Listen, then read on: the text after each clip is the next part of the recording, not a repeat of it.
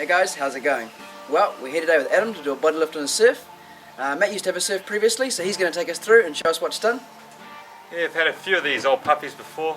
Body lifted both of them. It's pretty easy, but there's a few little traps for people that don't quite know what they're doing. So I found those out the hard way, but I know how to do it now, so it shouldn't get us on this. So we're going to try and give you a little bit of a step-by-step guide as we go. You know what's involved. It's probably one of the most common mods people do, I'd say. It's right up there. It's cheap.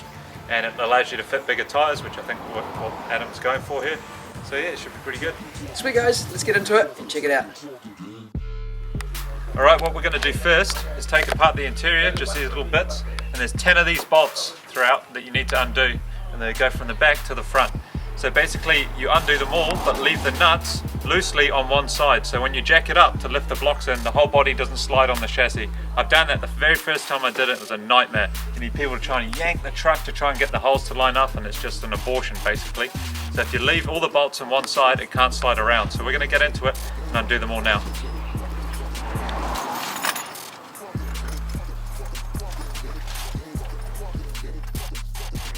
So to get to the bolts on the inside of the cab, you have to take off the plastic strips, which are held on by screws down the side, so you can lift the carpet up. There's 2 bolts at the front. Obviously they're symmetrical on both sides, so whatever's on this side's on the other. There's a bolt up there. There's a bolt right under the back of the seat.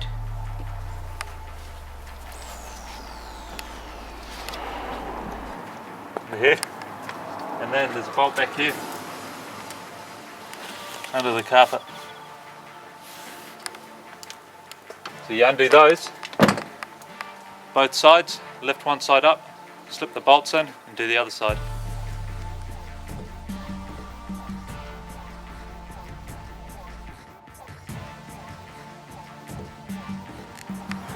Here's a little trick that a lot of people don't get, and then they have trouble when they're jacking it up with their steering afterwards.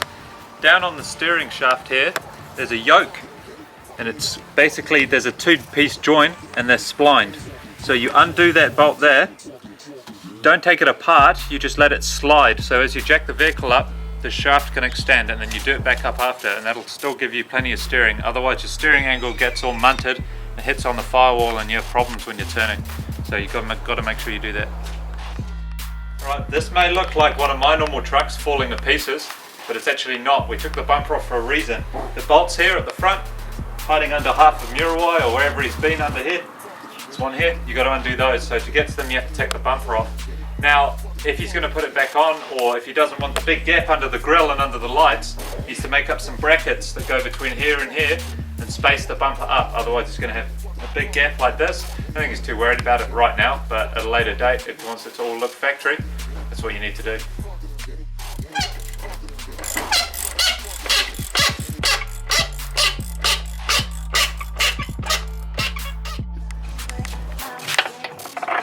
So Matt just put a little bit of grease on the old bolt, because the old bolt's fit for the front.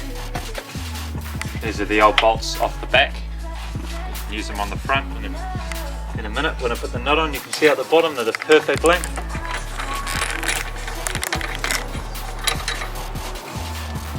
So there's no need to use those long ones, the aftermarket ones that stick out to about down here.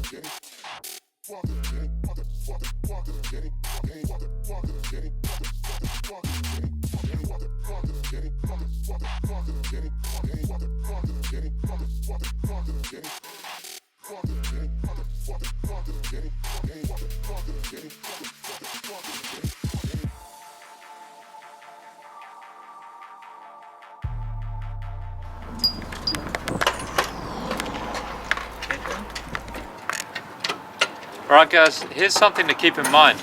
We lifted this surf by 50 mils.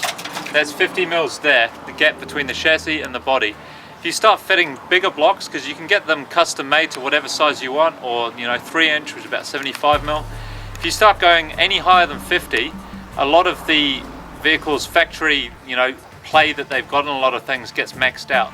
The steering shaft gets maxed out, a lot of wiring cannot reach, the brake lines from the master down to the splitter on the chassis cannot reach. So 50mm is pretty much as high as you realistically want to go before you start getting more costs. Like, you can go as high as you want in theory, but you're just going to have to change so much more stuff. It becomes less cost effective and doesn't really achieve much.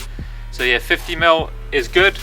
Your handbrake will still reach, your handbrake cable, all your lines, everything, all your wiring still reaches, but if you start going any higher, you're going to run into problems. Well guys, we've come to the end. Matt's shown us through what to do and what not to do, sort of thing. He's going to talk us through a few things to look for when doing the body lift.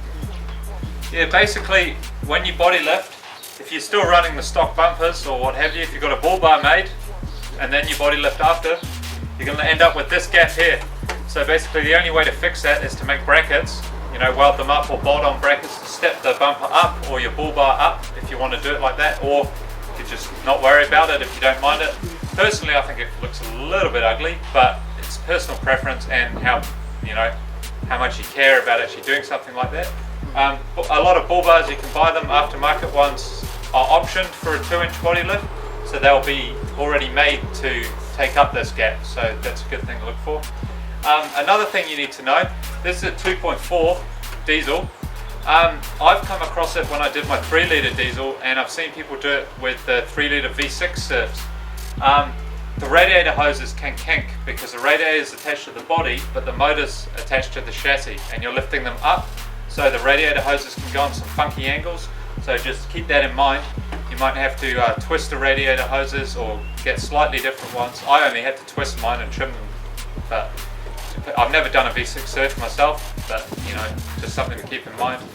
All these principles should kind of relate to any truck you're trying to lift. You name it, Safari, Land Cruiser, anything like that. The basics are the same. Just undo your bolts one side at a time. Just check for anything that may get in the way, fuel filler hose, maybe random wiring, stuff like that. Just keep it in mind when you're doing it, and it should go pretty smoothly. Did you say before, Matt, that there was probably a problem that could come up with the manuals? Yeah, I did my manual 3-litre surf, and when I did it, because the body moved up on the hole for the gear stick, I couldn't get it into low range or first, third or fifth, which is kind of a big deal. So I had to take all the console off and get a hammer in there and smash the shit basically out of the hole so that it would go into gear.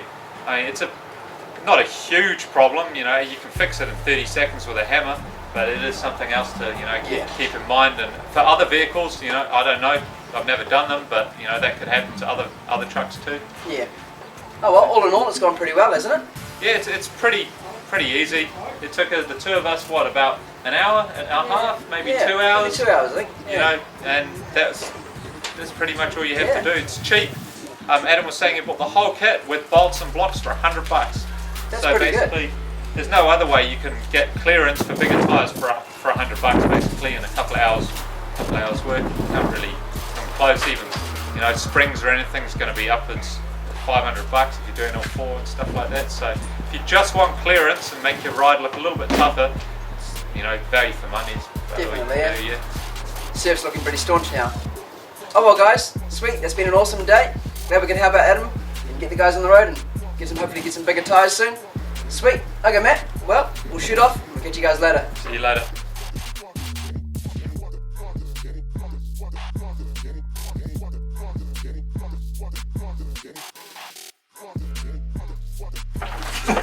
Get out of the shot, Renee, go.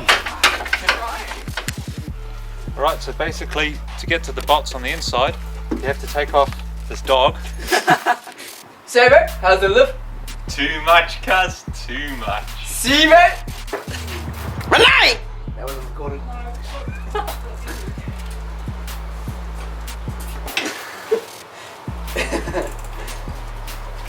That's the penalty. I did something.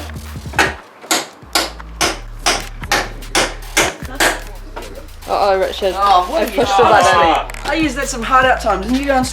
Oh. Shooting mode. Oh, is it touch? Yeah, touchscreen, yeah. Okay. Oh, you didn't know it was that flash, did you? No, I didn't realise that. Sweet. Now we'll go. Sit down here. Shotgun. Sit down. You gonna stay in the car? Sit down. There you go. Sit. Stay. No, you sit.